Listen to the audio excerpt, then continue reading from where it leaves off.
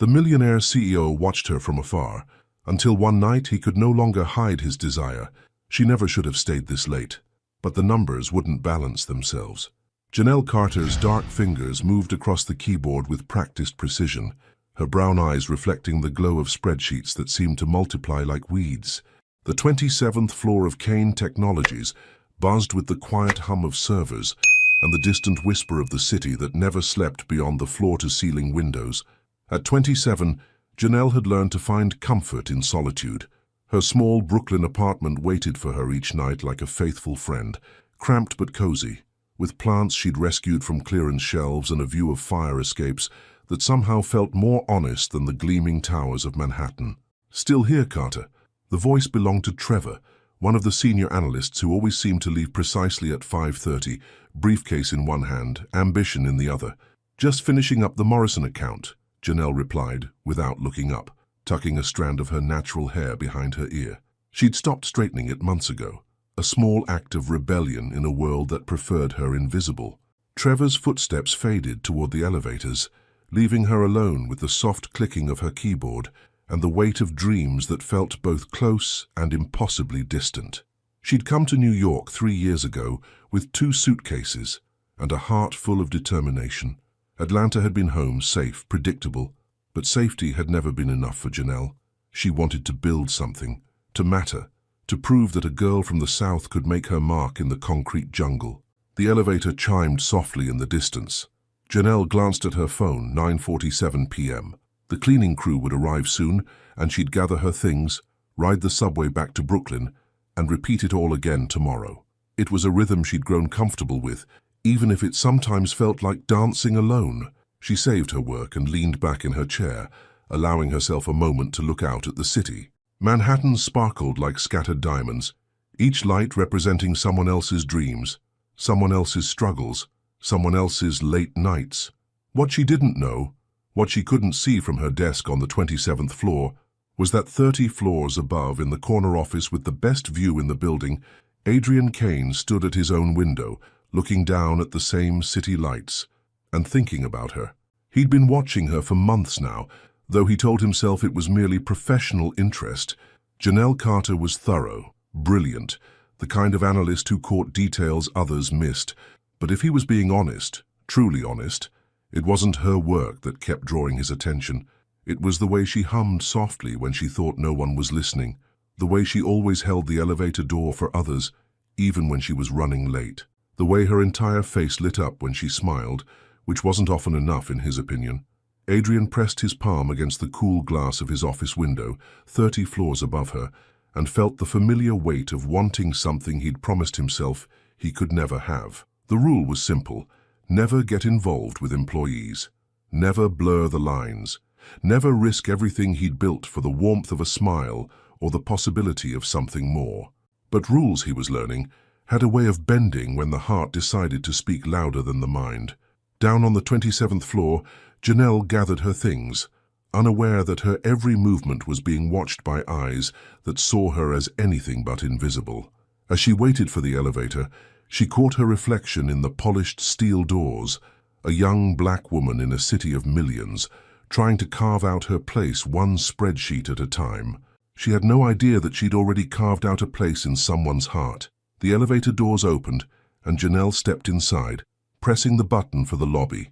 As the floors ticked by, 36, 35, 34, she couldn't shake the strange feeling that something in her carefully ordered world was about to change, and 30 floors above, Adrian Kane stood in the darkness of his office, knowing that his own carefully constructed walls were already beginning to crumble. Have you ever felt someone watching you from the shadows, only to discover it was the one person who could change your entire world? What would you do if you found out your boss had been secretly captivating by you for months? The elevator stopped on the 15th floor, and Janelle's breath caught in her throat. Adrian Kane stepped inside. She'd seen him before, of course, glimpses in hallways, his silhouette through glass conference room doors, his name in company-wide emails that made her pulse quicken for reasons she couldn't explain, but never this close, never in the confined space of an elevator at nearly 10 o'clock at night, when the building felt more like a cathedral than an office. He was taller than she'd imagined.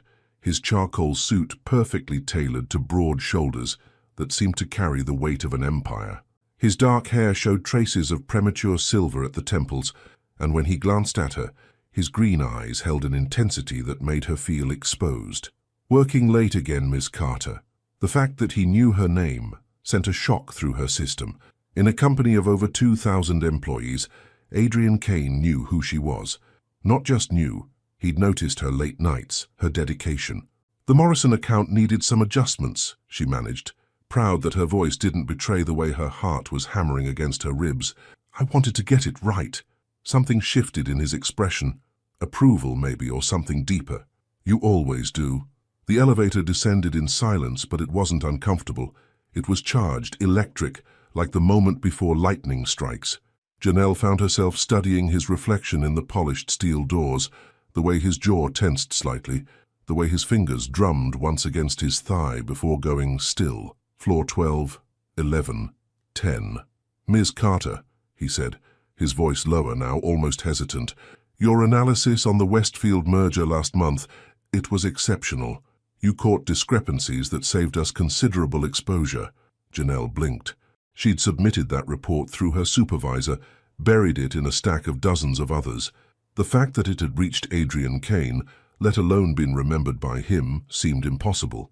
Thank you, sir. I like puzzles, finding the pieces that don't fit. And what happens when you find those pieces? Something in his tone made her look directly at him. His eyes were fixed on her with an intensity that made her stomach flutter. I figure out where they really belong. The elevator chimed softly. Ground floor. Adrian stepped aside to let her exit first, a gesture so gentle it contrasted sharply with his reputation as the untouchable CEO. As she passed him, she caught the faint scent of his cologne, something expensive and warm that made her think of autumn evenings and whispered secrets. Have a safe trip home, Ms. Carter. Thank you, Mr. Kane. She walked through the lobby on unsteady legs, past the security desk where Miguel gave her his usual wave, past the revolving doors that led to the street. It wasn't until she was halfway to the subway station that she realized she was still holding her breath. Back in the elevator, Adrian pressed the button for the 57th floor and tried to ignore the way her perfume lingered in the small space, something soft and floral that reminded him of spring mornings and possibilities he'd forbidden himself to consider. He'd broken his own rule tonight. For months he'd watched her from a distance, content to admire her brilliance from the shadows. But seeing her alone in the elevator, seeing the way she tucked her hair behind her ear when she was nervous, the way her eyes lit up when she talked about her work, he couldn't help himself. The elevator climbed higher, carrying him back to his penthouse office, but his mind remained 30 floors below, replaying every word of their conversation. Meanwhile, Janelle descended into the subway, the fluorescent lights harsh after the soft glow of the office building. The platform was nearly empty, just a few late commuters and a street musician packing up his guitar. As she waited for the Q train that would carry her back to Brooklyn, she replayed the encounter over and over. Adrian Kane had noticed her work, had remembered specific details, had spoken to her like she mattered. The train arrived with a screech of brakes and a rush of warm air. Janelle found a seat by the window and watched Manhattan's lights blur past. But her mind wasn't on the city.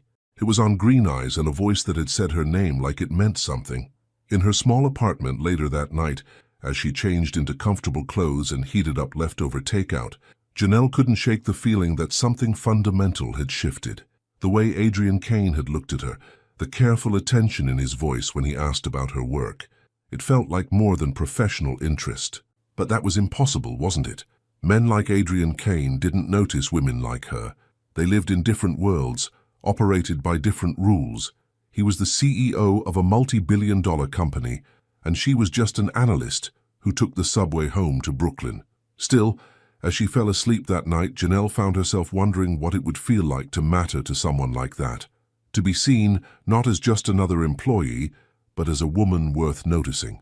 30 floors above the city, Adrian Kane stood in his office, looking out at the lights of Brooklyn and wondering the exact same thing. Janelle almost spilled her coffee when she saw him standing in line at Brew and Bean. It was Tuesday morning, 7:23 a.m., and she was running her usual routine. Grab a large Colombian dark roast, add a splash of oat milk, catch the 7:35 train to Manhattan. This tiny coffee shop 3 blocks from her apartment had become her sanctuary, a place where she could gather her thoughts before facing another day at Kane Technologies. But there he was, Adrian Kane, CEO of a multi-billion-dollar empire, standing behind Mrs. Kowalski, who always ordered the same decaf with extra foam and paid with exact change counted from a little purple coin purse. He looked different here, somehow more human. His suit was still impeccable, navy blue today with a subtle pinstripe, but his hair was slightly mussed and there were faint lines around his eyes that spoke of another sleepless night. Janelle ducked behind the display of locally roasted beans, her heart hammering. What were the odds? In a city of 8 million people, what were the chances that Adrian Kane would be in her coffee shop, in her neighborhood, at the exact moment she walked in? Next, Carla, the owner's daughter who knew Janelle's order by heart, was waving her forward. But moving meant walking past him, meant risking another one of those intense conversations that left her feeling exposed and exhilarated in equal measure. She took a breath and stepped forward, keeping her eyes down. "Hey, Janelle, the usual." "Actually," a familiar voice said beside her, "make that 2. Janelle's head snapped up to find Adrian standing closer than she'd realized, close enough that she could see the tiny scar above his left eyebrow, close enough to catch that scent that had haunted her dreams. "Mr. Kane, you don't need to—" "Adrian," he corrected, pulling out his wallet. "And I insist, consider it a thank you for the excellent work on the Patterson analysis yesterday." Yesterday's Patterson analysis. She'd submitted it at 11:47 p.m., buried in a folder with 12 other reports. The fact that he'd not only read it, but remembered the details, made her stomach flutter in ways that had nothing to do with caffeine. 2 large Colombians, 1 with oat milk, Carla announced, sliding the cups across the counter.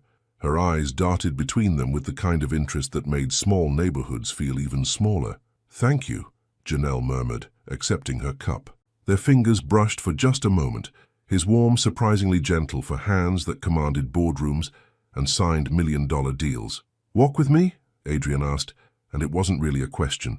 They stepped out onto the sidewalk, where Brooklyn was just beginning to wake up. A jogger passed, earbuds in, followed by a woman walking 3 small dogs that seemed determined to go in different directions. Somewhere a garbage truck was making its rounds, the sounds of the city creating a familiar symphony. "You live around here," Adrian said, and it wasn't a question. "About 6 blocks away. Small 1-bedroom, but it's mine." Janelle sipped her coffee, grateful for something to do with her hands. "What about you? I wouldn't have expected to find you in Brooklyn." Something shifted in his expression, became almost vulnerable. "I have a place in Manhattan, of course, but sometimes I need to remember what real feels like." They were walking slowly, neither seeming eager to reach the subway station that would carry them back to their prescribed roles as CEO and employee. A bodega owner was setting up his produce display, arranging apples in perfect pyramids. An elderly man sat on his stoop reading a newspaper and smoking a cigarette that probably wasn't his first of the day. "This is real," Adrian said quietly, gesturing at the scene around them. "People living their lives, making their choices, building something meaningful on a smaller scale. Sometimes I forget that not everything worthwhile happens in boardrooms." Janelle studied his profile as he spoke. There was something almost wistful in his voice, a longing she hadn't expected from someone who seemed to have everything. "Do you ever miss it? The smaller scale?" He stopped walking and turned to face her fully. "I never had it. My father started grooming me for the company when I was 12. Private schools, business camps, internships that were more like boot camps. I learned to read profit margins before I learned to read poetry. Do you wish it had been different?" The question hung between them, heavier than it should have been for 7:30 on a Tuesday morning. Adrian's green eyes searched her face, and Janelle had the strangest feeling that her answer mattered to him in ways that went beyond polite conversation. "I used to think I didn't," he said finally, "but lately I've been wondering what I might have missed." They'd reached the subway entrance. The morning rush was building, and soon they'd descend into the underground, become part of the flow of commuters heading into Manhattan. Once they swiped their Metro cards, the spell of this unexpected encounter would be broken. "Ms. Carter," Adrian said, then caught himself. "Janelle." Hearing her name in his voice, without the formal distance of her surname, sent warmth spreading through her chest. Thank you for the coffee, and for reminding me that there's a world beyond the 57th floor. He was already turning away when she found her voice. Adrian? He stopped, looked back. Poetry isn't too late to learn. His smile was slow, genuine, and completely devastating. As Janelle descended into the subway, she realized that her carefully ordered world was shifting in ways she couldn't control. And for the first time in 3 years, that didn't scare her. It thrilled her. The email arrived at 2:47 p.m., and Janelle read it 3 times before the words sank in.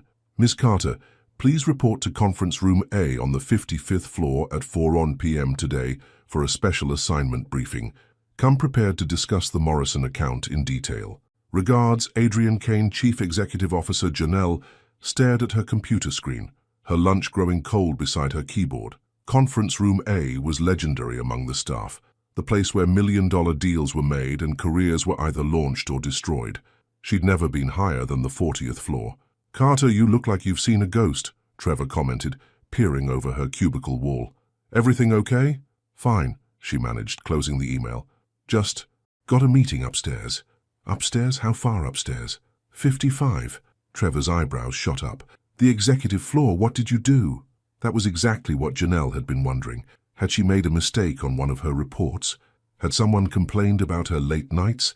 The coffee shop encounter from yesterday felt like a dream now, too surreal to have actually happened. The rest of the afternoon crawled by. Janelle tried to focus on her spreadsheets, but her mind kept drifting to Green Eyes and the way Adrian had smiled when she mentioned poetry. At 3:45, she gathered her files on the Morrison account, checked her reflection in her phone screen, and headed for the elevator.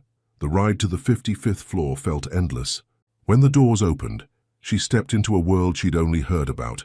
Polished marble floors, floor-to-ceiling windows, with views that stretched to the horizon, and a silence that spoke of power and money. Ms. Carter, a woman with silver hair and a knowing smile, approached. I'm Helen Winters, Mr. Kane's executive assistant. He's waiting for you in Conference Room A. Janelle followed Helen down a hallway lined with abstract art that probably cost more than her annual salary. Through glass walls, she could see other executives in meetings, their gestures animated as they discussed deals that would reshape industries. Conference Room A was breathtaking. The entire far wall was glass, offering a view of Manhattan that made her feel like she was floating above the city. A long mahogany table dominated the center of the room, surrounded by chairs that looked like they belonged in a museum, and at the head of the table sat Adrian Kane. He looked up when she entered, and that familiar intensity in his eyes made her pulse quicken. Today he wore a charcoal gray suit with a blue tie that matched his eyes almost perfectly. His hair was styled with precision, but she noticed he'd loosened his tie slightly, a small crack in his perfect facade. Janelle, thank you for coming. Please sit. She chose a chair 3 seats down from him, close enough to be professional, but far enough to maintain some semblance of composure. The Morrison files felt heavy in her hands. I'll be direct, Adrian said, leaning forward slightly. The Morrison account is expanding. They want to bring us in for a complete technological overhaul of their West Coast operations. It's a $40 million contract. Janelle's eyes widened. $40 million was more money than she'd ever worked with, the kind of contract that could define a career. The thing is, Adrian continued, they specifically requested you. Me? The word came out as barely a whisper. Your analysis last month identified inefficiencies in their current system that their own IT department had missed. Morrison was so impressed that they want you to lead the assessment phase of the project. Janelle's mind reeled. Lead analyst on a $40 million contract. It was the kind of opportunity that came once in a lifetime, if it came at all. But I'm not senior level, she managed. I don't have the experience for something this big. Adrian's expression softened, and for a moment she saw a glimpse of the vulnerable man from the coffee shop. Experience is important, Janelle, but insight, intelligence, the ability to see what others miss, those can't be taught. You have something rare. The way he said her name, the warmth in his voice, made her chest tighten.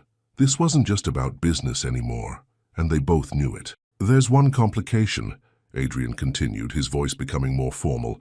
The project requires extensive collaboration between you and the executive team. You'd be reporting directly to me. The implications hung in the air between them, working closely together, long hours, the kind of proximity that would make it impossible to ignore the tension that had been building since their first encounter in the elevator. "I understand if you'd prefer to decline," Adrian said quietly. Given the unique circumstances, Janelle looked out at the city spreading beneath them, at the world of possibilities that lay beyond the glass. She thought about her small apartment in Brooklyn, about her dreams of making something meaningful, about the way Adrian had looked at her when she mentioned poetry. "I'll do it," she said, turning back to meet his eyes. "When do we start?" Something flickered in Adrian's expression. Relief, anticipation, something that looked dangerously like hope. "Tomorrow." The Morrison team arrives at 9 a.m. for the initial presentation. "You and I will need to spend this evening going over the proposal." This evening, just the two of them, in an empty office building, working side by side on the most important project of her career.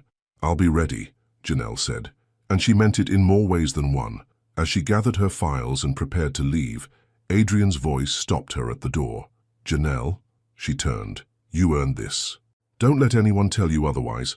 Walking back to the elevator, Janelle felt like she was floating, the biggest opportunity of her career, the chance to prove herself at the highest level, and Adrian Kane believed she deserved it. But as the elevator descended back to the 27th floor, one question echoed in her mind. What happened when professional ambition collided with feelings that were becoming impossible to ignore?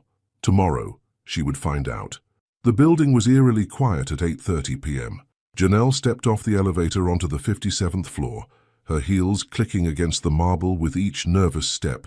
She'd changed into her best blouse, a deep emerald that brought out the warmth in her brown skin, and spent an embarrassing amount of time in the bathroom mirror, telling herself this was just work. Just work. The executive floor after hours felt different than during the day. The overhead lights were dimmed, casting long shadows through the glass walls.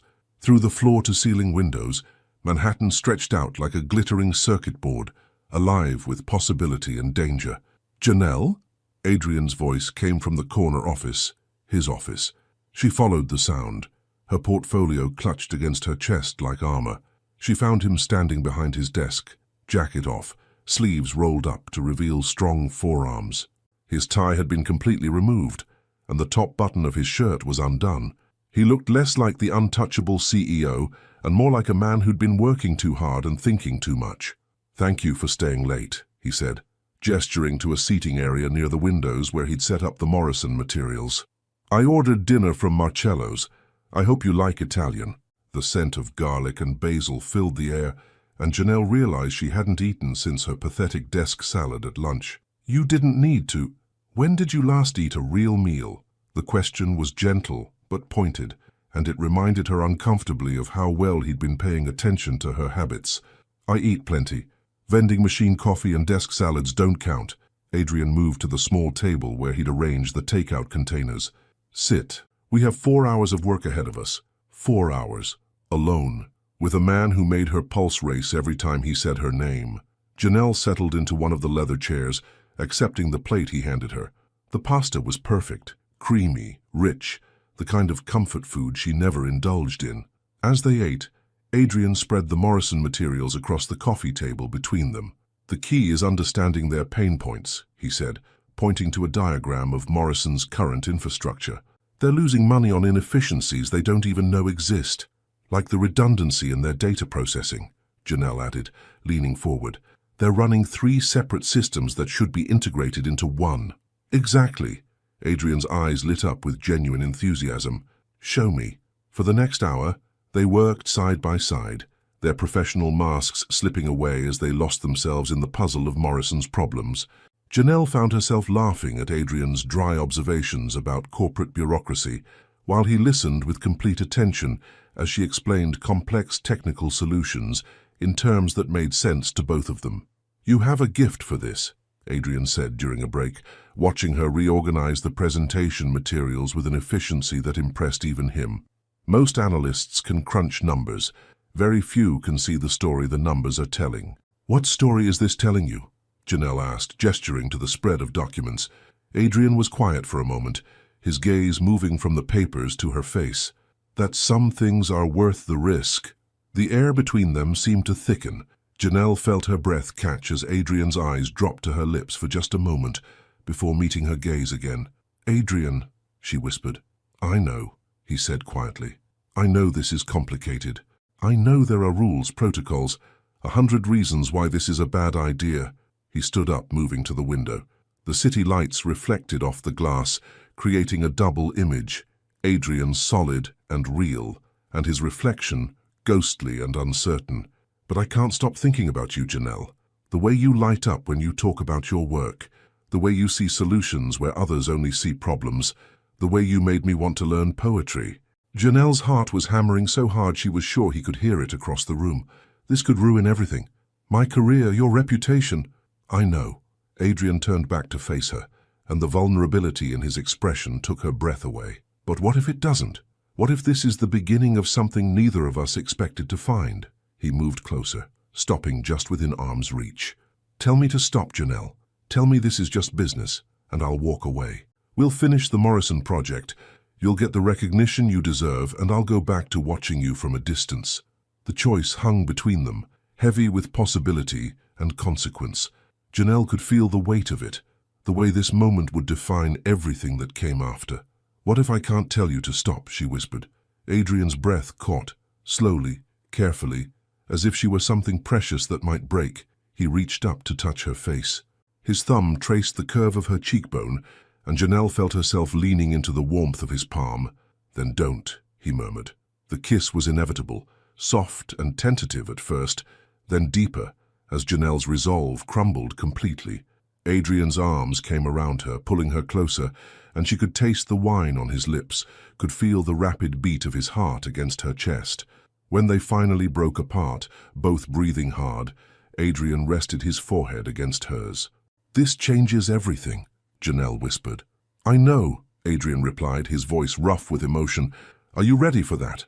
Looking into his eyes, seeing the man behind the CEO mask, Janelle realized she'd been ready since the moment he'd stepped into that elevator. Outside the windows, Manhattan glittered with endless possibility, and for the first time in her life, Janelle felt like she was exactly where she was supposed to be, even if it terrified her. Janelle woke up in her own bed, but everything felt different. Sunlight streamed through her Brooklyn apartment windows, illuminating the same cramped space, the same mismatched furniture, the same view of fire escapes she'd grown to love. But as she lay there, fingers touching her lips where Adrian's kiss still lingered, nothing felt the same at all. They'd worked until midnight, the Morrison presentation taking shape between stolen glances and accidental touches. Every brush of his hand against hers as they reached for the same document, every time he leaned close to point out something on her laptop screen, the air between them crackled with unspoken possibilities. But they'd kept it professional, mostly, except for that kiss, that perfect, devastating kiss that had rewritten the rules of her entire world. Janelle's phone buzzed. A text message. "Good morning. The presentation is at 9 a.m. sharp. You'll be brilliant today." Just seeing his initial made her stomach flutter. She typed and deleted a dozen responses before settling on something safe. "Thank you. See you there." But as she stood under the hot spray of her shower, washing her hair with the cheap drugstore shampoo she'd been using since college, Janelle couldn't stop thinking about the way Adrian had looked at her last night, like she was the solution to a puzzle he'd been trying to solve his entire life. The subway ride to Manhattan felt endless.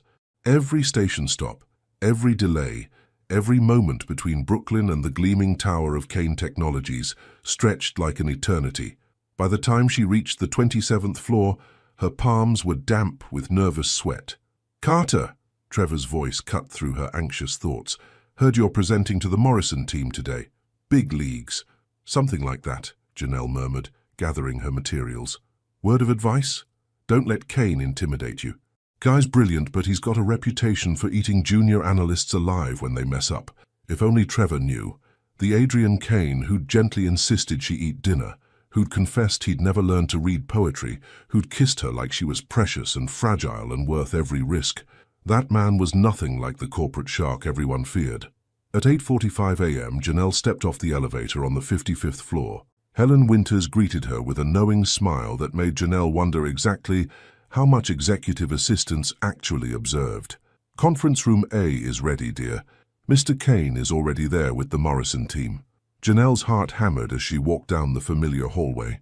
Through the glass walls she could see them, 3 executives in expensive suits, notepads at the ready, and Adrian at the head of the table looking every inch the powerful CEO. When she entered, all conversation stopped. "Gentlemen," Adrian said, rising smoothly, "I'd like you to meet Janelle Carter, our lead analyst on your account."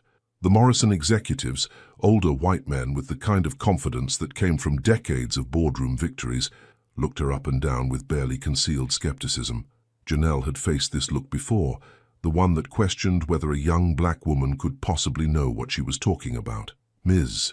Carter," the lead executive, a man named Harrison with silver hair and cold blue eyes, extended his hand. "We're looking forward to your insights." The pause before insights was deliberate, dismissive. But Janelle had prepared for this her entire career. She met his handshake with equal firmness and a smile that revealed nothing of the fire burning in her chest. "Mr. Harrison, thank you. I think you'll find our analysis reveals some exciting opportunities for cost savings and efficiency improvements." For the next hour, Janelle presented with the kind of precision and passion that had caught Adrian's attention in the first place. She walked them through Morrison's current infrastructure, identified the redundancies that were costing them millions, and proposed solutions that were both innovative and practical. The Morrison team's skepticism gradually transformed into genuine interest, then enthusiasm. By the time she finished, Harrison was leaning forward, asking detailed questions about implementation timelines and budget projections.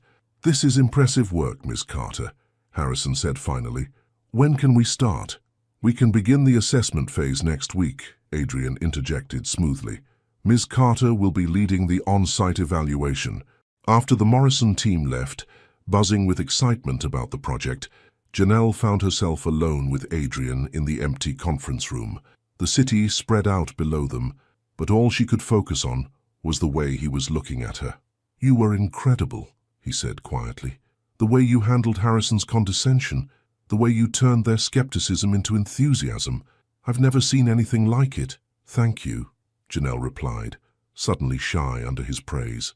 Adrian moved closer, stopping just at the edge of professional distance. "There's something we need to discuss." Janelle's stomach dropped. Here it came, the regret, the explanation of why last night had been a mistake, why it could never happen again. "The Morrison project will require us to work closely together for the next 3 months, Adrian continued. "Late nights, business trips, constant collaboration. If we're going to do this, we need to establish boundaries." "Of course," Janelle said, trying to keep the disappointment out of her voice. "Strictly professional." "That's not what I meant." Adrian's voice was soft, intimate, and when Janelle looked up, his green eyes were burning with the same intensity she'd seen the night before. "I meant we need to decide if we're willing to be honest about what's happening between us, because I can't spend the next 3 months pretending I don't want to kiss you every time you walk into a room." Janelle's breath caught. "Adrian, the Morrison contract is worth $40 million to this company. Your career is on an upward trajectory that could take you anywhere you want to go. I won't let my feelings jeopardize either of those things." He paused, vulnerability flickering across his features. "But I also won't pretend that last night didn't mean everything to me." Outside the conference room, the business world continued its relentless pace. Deals were made, careers were built and destroyed, fortunes were won and lost. But inside that glass-walled space, time seemed suspended as Janelle made the choice that would define not just her career, but her heart. "Then let's be honest," she whispered. And when Adrian smiled, really smiled, not the polished CEO version, but something real and warm and devastating, Janelle knew she was falling for a man who could give her everything she'd ever wanted, or destroy everything she'd worked to build. The corporate jet was smaller than Janelle had expected, but infinitely more luxurious than anything she'd ever experienced. Cream leather seats, polished wood accents, and windows that offered an unobstructed view of the clouds rolling beneath them as they flew toward Morrison's headquarters in Seattle. She'd never flown first class, let alone in a private jet, and the entire experience felt surreal. "Nervous?" Adrian asked from the seat across from her, his laptop balanced on the small table between them. About the presentation or about being 30,000 feet in the air in a metal tube?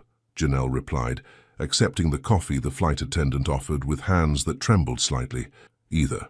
Both. 3 weeks had passed since their conversation in the conference room. 3 weeks of carefully maintained professionalism that fooled absolutely no one with eyes. Every morning coffee run became an exercise in restraint. Every late-night strategy session crackled with unspoken tension. Every accidental touch sent electricity through both of them. Helen Winters had started giving Janelle knowing looks.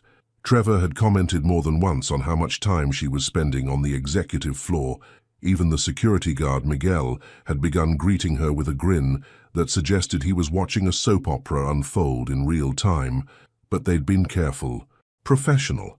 No stolen kisses in empty hallways. No lingering touches during presentations.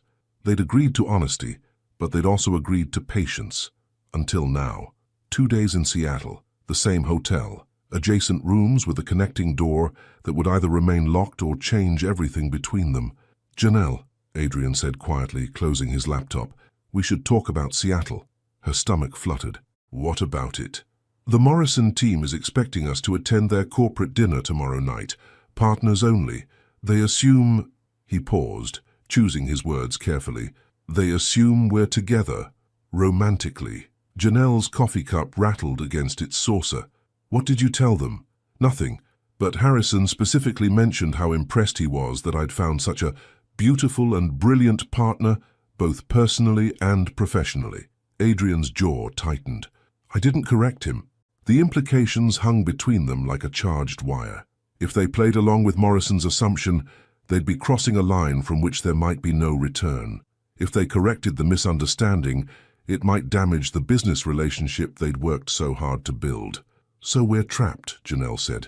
We're presented with an opportunity, Adrian corrected. One weekend where we don't have to pretend. Where we can explore what this is without worrying about office politics or corporate policies.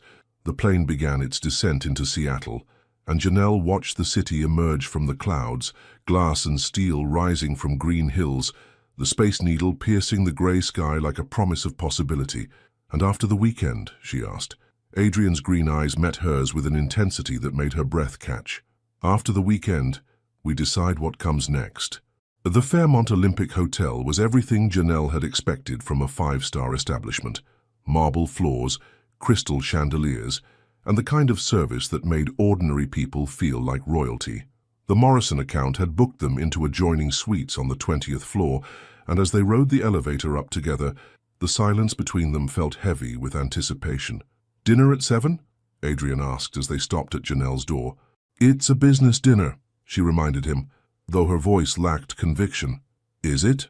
The question lingered as she slipped her keycard into the lock.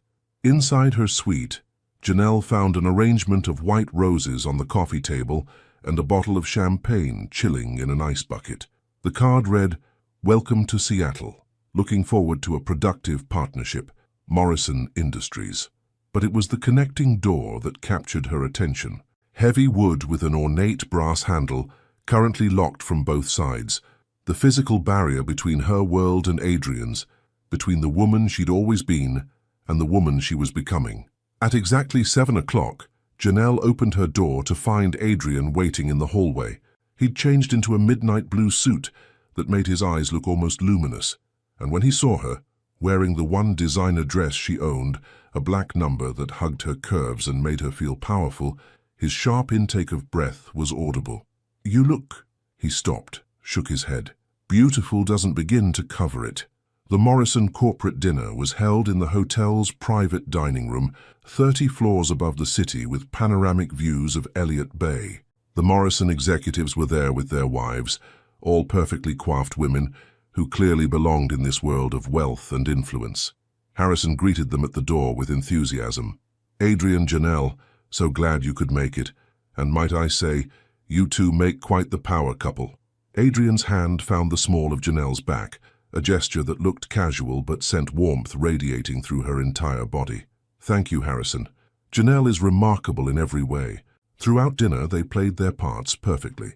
Adrian's attention was focused entirely on her, his hand occasionally covering hers on the table, his eyes lighting up when she spoke.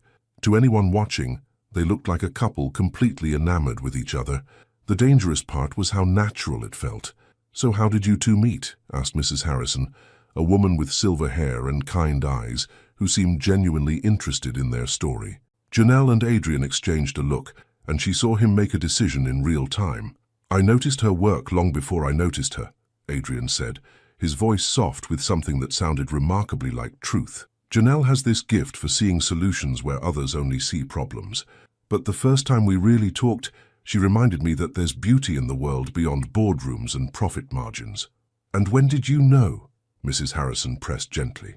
Adrian's eyes never left Janelle's face. "The moment she told me it wasn't too late to learn poetry." The table erupted in appreciative murmurs and knowing smiles, but Janelle barely heard them. She was drowning in the way Adrian was looking at her, in the realization that every word he'd spoken was true. Later, as they rode the elevator back to their floor, the silence between them vibrated with possibility. "That was," Janelle began. "Dangerous," Adrian finished. "Playing with fire." The elevator dinged softly. 20th floor. They walked down the hallway together, stopping at the space between their doors. Janelle's keycard felt heavy in her hand, and she was acutely aware of the connecting door waiting just beyond the threshold. "Adrian," she whispered. "I know," he said, his voice rough. "We agreed to take this slow, to be careful. What if I don't want to be careful anymore?" The words hung in the air between them, brave and terrifying and completely honest. Adrian's pupils dilated, and Janelle could see him fighting the same battle she was waging with her own self-control. "Janelle," he breathed, stepping closer. "If we do this, there's no going back. Everything changes." She reached up and touched his face, feeling the slight roughness of 5 o'clock shadow beneath her palm. Maybe it's time for everything to change. The kiss that followed was nothing like their first, soft and questioning and tentative. This kiss was fire and need and the complete surrender of pretense. Adrian's hands tangled in her hair, pulling her closer, and Janelle melted into him with a hunger that surprised them both. When they finally broke apart, both breathing hard, Janelle made her choice. She slipped her keycard into the lock, opened her door, and looked back at Adrian with eyes that promised everything. "The connecting door will be unlocked," she whispered. And as she disappeared into her suite, Adrian stood in the hallway, knowing that nothing in his carefully ordered world would ever be the same again. Janelle stood by the floor-to-ceiling window of her suite, Seattle glittering 20 floors below, her heart hammering against her ribs as she listened for the soft click of the connecting door. She'd changed out of her dinner dress into something simpler, a silk camisole and soft pants that made her feel both vulnerable and beautiful. Her hands trembled slightly as she poured herself a glass of the champagne Morrison had sent, more for something to do with her nervous energy than from any real desire to drink. The minutes stretched like hours. Had Adrian changed his mind? Had the reality of crossing this line proven too daunting, even for a man who built empires from calculated risks? Then she heard it. The quiet turn of the brass handle, the whisper of hinges that had been waiting all evening to sing. "Janelle?" His voice was soft, uncertain in a way she'd never heard before. The powerful CEO who commanded boardrooms with absolute authority was asking permission to enter her world. "I'm here," she replied, turning away from the window. Adrian stood in the doorway between their suites, and the sight of him took her breath away. He'd shed his suit jacket and tie, unbuttoned his shirt at the collar, pushed up his sleeves. His hair was slightly mussed, as if he'd been running his hands through it, and in his eyes was a vulnerability that made her chest tighten. "I need you to be sure," he said, not moving from the threshold. "Once I cross this line, Janelle, I won't be able to pretend this is just business anymore. Won't be able to watch you from a distance and tell myself that keeping my feelings locked away is enough." Janelle set down her champagne glass and walked toward him, each step deliberate and sure. When she reached the doorway, she placed her palm flat against his chest, feeling the rapid beat of his heart beneath her touch. "I stopped pretending weeks ago," she whispered. "The only thing I'm sure of is that I'm tired of being careful." Adrian's control, that carefully maintained composure that had made him one of the most powerful men in New York, finally cracked. His hands framed her face with a gentleness that belied the intensity burning in his green eyes. "I've wanted this," he breathed against her lips. Wanted you for so long that I'd almost convinced myself it was impossible. Nothing about this is impossible, Janelle replied, rising on her toes to close the distance between them. The kiss was different from their others, deeper, more desperate, full of months of suppressed longing finally given permission to breathe. Adrian's hands tangled in her hair, and Janelle felt herself melting into him, every nerve ending alive with the electricity of finally allowing herself to want him without reservation. When they broke apart, both breathing hard, Adrian rested his forehead against hers. Are you sure about this? About us? Because once we cross this line— Stop asking me if I'm sure, Janelle interrupted, her voice husky with need. I've never been more sure of anything in my life. He swept her into his arms then, carrying her toward the bedroom with a tenderness that made her heart ache. The city lights painted patterns on the walls through the sheer curtains, and somewhere in the distance she could hear the soft sounds of Seattle at night, traffic, sirens, the hum of a city that never truly slept. But all of that faded into background noise as Adrian laid her gently on the bed, his eyes drinking in every detail of her face as if he were memorizing a masterpiece. "You're so beautiful," he murmured, tracing the curve of her cheek with his thumb. "But it's not just that. It's your mind, your spirit, the way you see possibilities where others see problems. You've changed everything for me, Janelle."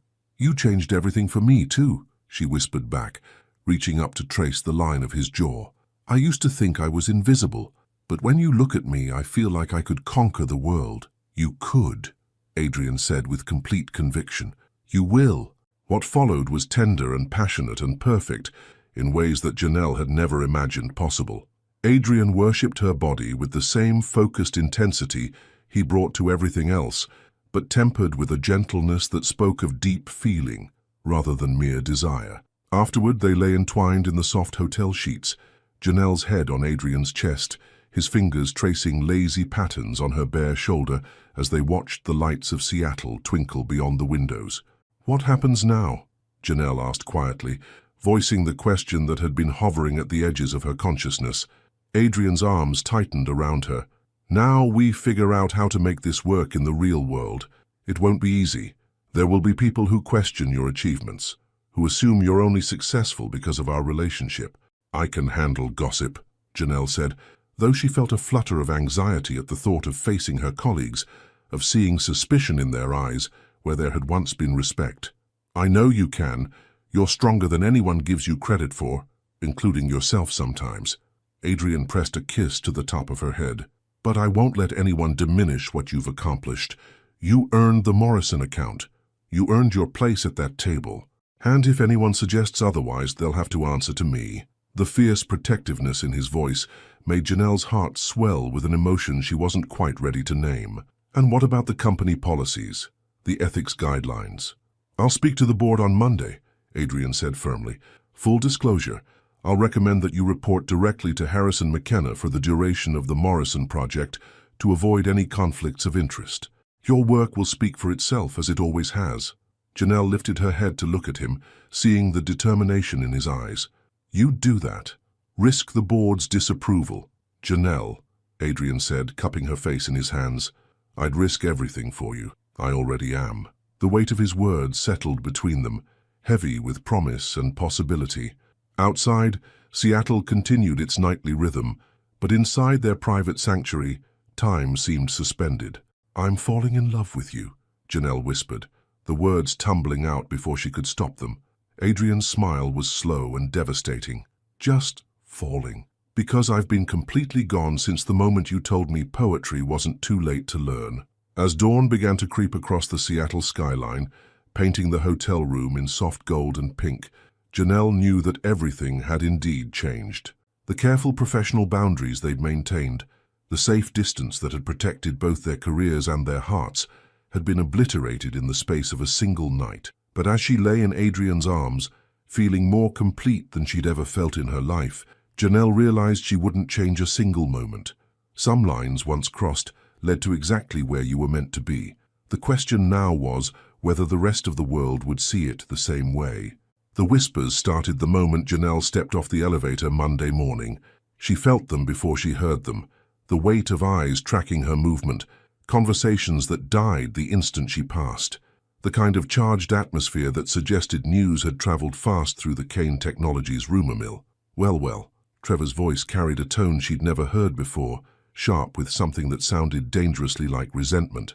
How was Seattle, Carter? I heard the Morrison presentation went very well. The emphasis on very well made Janelle's stomach clench. She'd known this would happen, had prepared herself for speculation and gossip, but the reality of facing her colleagues' suspicious stares felt worse than she'd imagined. The Morrison account is moving forward as planned, she replied evenly, settling at her desk and powering up her computer with hands that remained perfectly steady despite the anxiety churning in her chest. I'm sure it is, Trevor continued, perching on the edge of her cubicle wall with the casual arrogance of someone who thought he'd uncovered a scandal. Funny how quickly you've moved up the ranks lately, from invisible analyst to lead on a $40 million account. Must have made quite the impression on the boss. The implication hung in the air like poison, and Janelle felt every eye in the surrounding cubicles turn toward her. Sarah from accounting pretended to be absorbed in her spreadsheets while clearly listening to every word. Marcus from IT suddenly found urgent business near the printer that required his complete attention. My work speaks for itself, Janelle said quietly, but she could hear the defensive edge creeping into her voice. Does it, though? Trevor's smile was cold, calculating. Because from where I'm sitting, it looks like you've found a pretty creative way to advance your career. Can't say I blame you. If I had what you've got, maybe I'd use it too. The words hit Janelle like a physical blow. All her worst fears crystallized into one cruel sentence. Before she could respond, a familiar voice cut through the tension like a blade. Mr. Patterson. Trevor's face went pale as Adrian Kane appeared beside the cubicle, his presence commanding immediate attention from everyone within a 50-foot radius. He was impeccably dressed, as always, but there was something in his eyes, a cold fury that made even Trevor, with all his petty arrogance, shrink back. Mr. Kane, You were just what? Adrian's voice was dangerously quiet, implying that Ms. Carter's exceptional work and well-deserved promotion were the result of something other than her considerable talent and dedication. The entire floor had gone silent now, everyone openly staring at the confrontation unfolding in the middle of the cubicle maze. Janelle felt heat creep up her neck, mortified to be at the center of such a spectacle. I didn't mean, Trevor stammered. Yes, you did. Adrian stepped closer, and despite being several inches shorter than Trevor, his presence was so commanding that the other man seemed to shrink. Let me be crystal clear, Mr. Patterson. Ms. Carter earned her position through merit, intelligence, and hard work. If I hear even a whisper suggesting otherwise, you'll find yourself having this conversation with HR, and then with the lawyers who handle our wrongful termination suits. Trevor's face had gone from pale to ashen. Yes, sir. I understand. Excellent. Adrian's gaze swept the surrounding area, taking in every face that had been watching the drama unfold. I trust everyone else understands as well. A chorus of murmured agreements rippled through the office space. Adrian gave a sharp nod, then looked directly at Janelle. Ms. Carter, I need to see you in my office immediately. We have Morrison details to discuss. It was perfectly professional, completely reasonable, but Janelle could see the concern in his eyes, the barely controlled anger on her behalf that made her heart ache with gratitude and terror in equal measure. The elevator ride to the 57th floor felt endless. Once the doors closed, Adrian's carefully maintained composure cracked slightly. Are you all right? He asked, his voice gentle now, private. I'm fine, Janelle lied, staring at the numbers as they climbed higher. It's exactly what we expected. No, Adrian said firmly. It's exactly what I was afraid of, and I won't tolerate it. His office door clicked shut behind them, and suddenly they were alone in the sanctuary where this had all begun. Adrian moved to the windows, running a hand through his hair in a gesture Janelle had come to recognize as his tell when he was struggling with something. I should have handled the disclosure differently, he said. Should have found a way to protect you from this. Adrian, you can't control what people think. He turned to face her, and the raw emotion in his expression took her breath away. I can control how they treat you. I won't have anyone questioning your abilities or your integrity because of their relationship with me. And what if they're right? The words escaped before Janelle could stop them, voicing the fear that had been eating at her since Seattle. What if I only got the Morrison account because we... Stop. Adrian crossed the room in 3 quick strides, taking her hands in his. Janelle, look at me. She met his eyes, seeing her own uncertainty reflected there along with something fierce and unwavering. You impressed Morrison before they knew we existed as anything other than colleagues. You identified inefficiencies their own team had missed. You presented solutions that will save them millions. None of that happened because of your relationship with me. But people will always wonder. Let them wonder. Adrian's grip on her hands tightened. Let them talk. Let them speculate. Your work will prove them wrong every single time. A soft knock at the door interrupted them. Helen Winters entered with her usual discretion, carrying a folder that looked official and ominous. Mr. Kane, the board would like to see you at 2 o'clock. They've received some concerns about potential conflicts of interest. Adrian's jaw tightened, but he nodded. Of course they have. Thank you, Helen. After she left, Adrian turned back to Janelle with determination written across his features. This is it, he said. The moment of truth. I'm going to tell them everything, about us, about the Morrison account, about the steps we'll take to ensure complete transparency going forward. And if they don't approve? Janelle asked, though she was afraid of the answer. Adrian's smile was grim but resolute. Then we'll figure out what comes next. Together. As Janelle left his office and rode the elevator back down to the 27th floor, she realized that the easy part was over. Falling in love with Adrian Kane had been inevitable, natural like breathing. But living that love in the harsh light of corporate politics and public scrutiny, that would be the real test. The whispers followed her back to her desk, but now they felt different somehow. Less like judgment and more like challenge. People could question how she'd gotten here, but they couldn't question what she did with the opportunity. And as she opened her laptop and dove into the Morrison implementation timeline, Janelle made herself a promise. She would prove beyond any doubt that she belonged exactly where she was, not because of who she loved, but because of who she was. The rest, she decided, was just noise. The boardroom on the 59th floor felt like a tribunal. 12 faces stared at Adrian across the polished mahogany table, each one representing billions in investment capital and decades of corporate tradition. The late afternoon sun slanted through the floor-to-ceiling windows, casting long shadows that seemed to divide the room into territories of light and darkness. Adrian had faced hostile boards before, had weathered corporate storms that would have destroyed lesser men, but today felt different. Today, he wasn't just defending a business decision or a strategic pivot. Today, he was defending his heart. Adrian, began Victoria Blackstone, the board's longest-serving member and its most formidable voice, we've received some concerning reports about your involvement with a junior employee. The words hung in the air like an accusation. Adrian met each pair of eyes around the table, seeing everything from curiosity to disappointment to barely concealed disapproval. Before we continue, Adrian said, his voice calm and authoritative, I want to be completely transparent about my relationship with Janelle Carter. The room went dead silent. Outside, Manhattan hummed with its usual afternoon energy, but inside the boardroom, time seemed suspended. Janelle and I are involved romantically, Adrian continued, each word deliberate and clear. This relationship began after she was assigned to the Morrison account, based solely on her exceptional analytical work and proven track record with complex corporate restructuring projects. Board member Harrison Rothschild, a man who'd made his fortune in mergers and acquisitions, leaned forward with sharp interest. When exactly did this relationship begin, Adrian? And how can you be certain it didn't influence your professional judgment?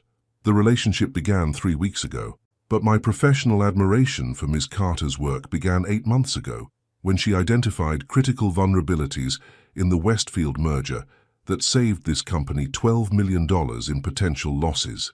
Adrian pulled out a thick folder and placed it on the table. These are copies of every report, analysis and recommendation Ms. Carter has submitted over the past year, each one reviewed and approved by department supervisors before it ever reached my desk.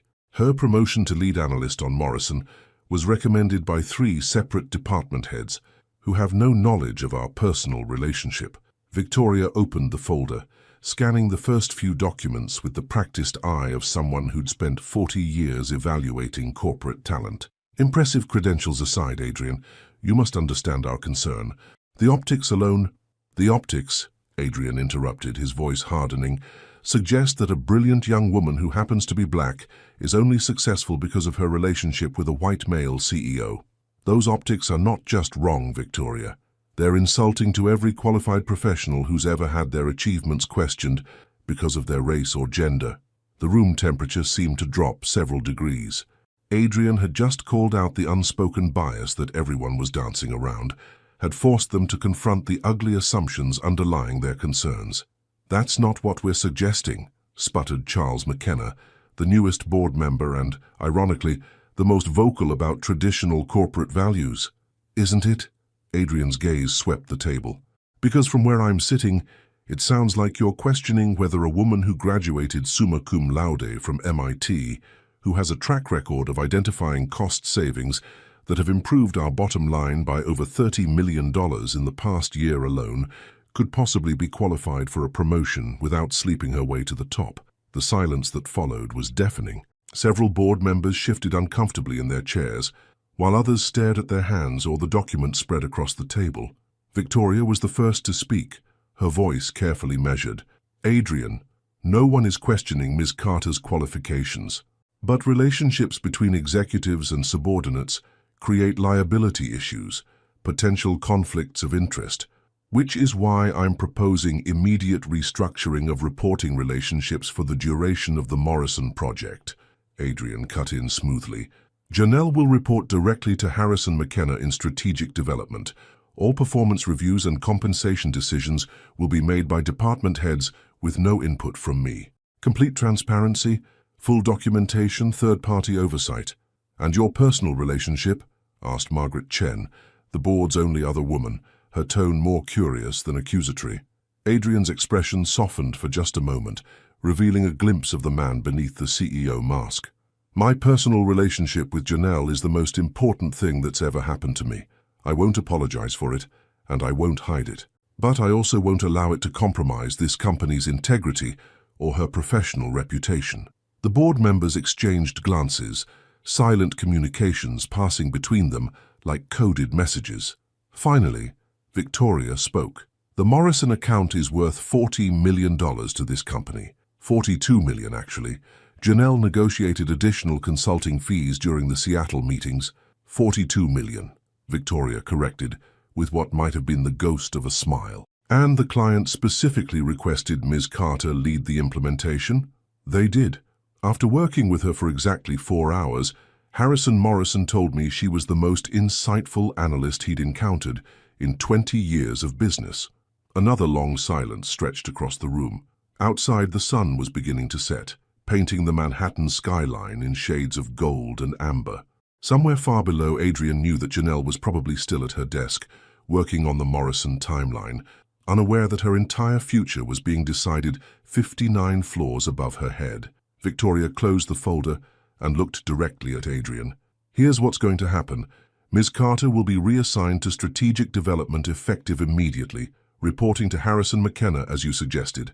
All documentation regarding her promotion and the Morrison account will be reviewed by external auditors to ensure complete transparency." Adrian nodded, waiting for the other shoe to drop. "Furthermore," Victoria continued, "you will both sign comprehensive disclosure agreements acknowledging your relationship and agreeing to regular HR reviews to ensure no conflicts of interest develop. Any hint of favoritism, any suggestion that personal feelings are influencing professional decisions, and this arrangement ends immediately. Understood. And Adrian?"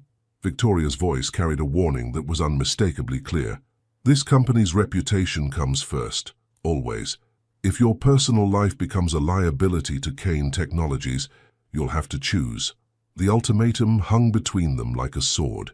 Adrian met Victoria's gaze with steady eyes, understanding completely what she was asking.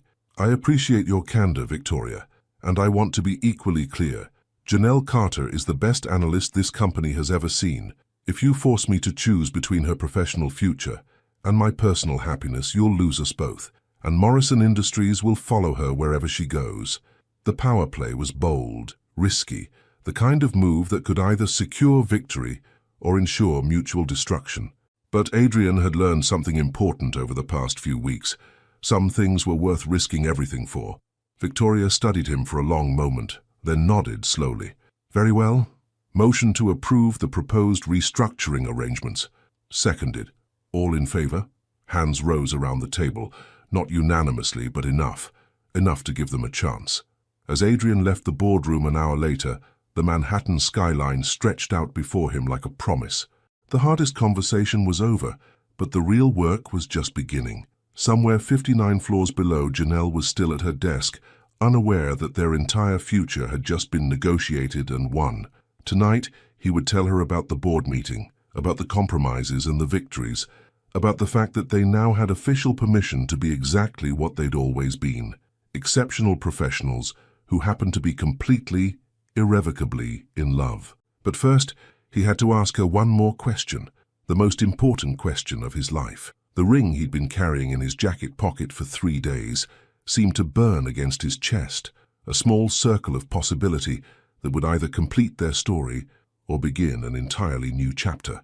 As the elevator descended toward the 27th floor, Adrian smiled. Some risks he'd learned were worth everything. 6 months later, the same coffee shop in Brooklyn felt different now, but perhaps that was because Janelle herself had changed. She sat at the corner table by the window, her laptop open to a presentation that would determine the next phase of her career.